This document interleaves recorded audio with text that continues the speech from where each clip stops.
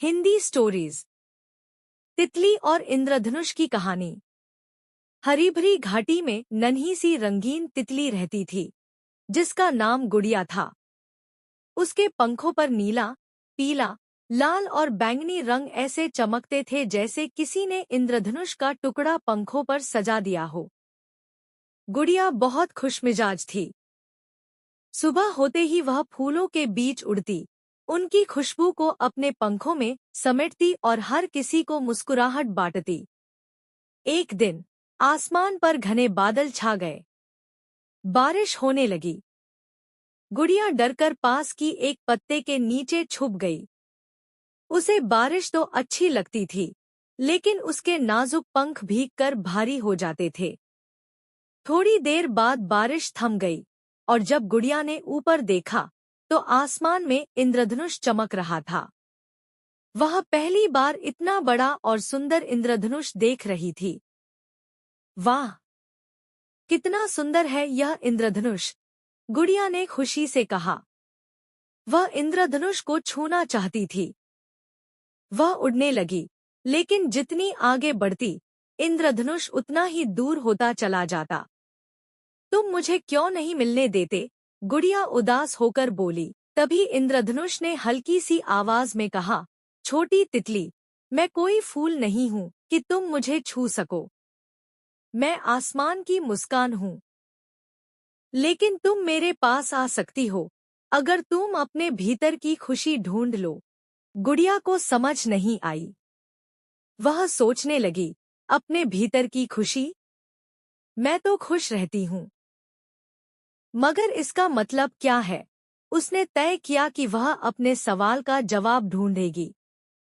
अगले दिन वह जंगल में अपने सभी दोस्तों से मिली। पहले वह गुलाब के फूल के पास गई। गुलाब ने कहा, खुशी बांटने में है। जब कोई मेरी खुशबू लेता है, तभी मैं सबसे ज्यादा खुश होती हूँ। फिर वह भौंरे के पास गई। भौंरा बोला, खुशी मेहनत में है। मैं हर रोज फूलों का रस इकट्ठा करता हूँ और तभी मीठा शहद बनता है। गुड़िया आगे उड़ती हुई नदी किनारे गई। नदी ने मुस्कुराते हुए कहा, खुशी बहने में है।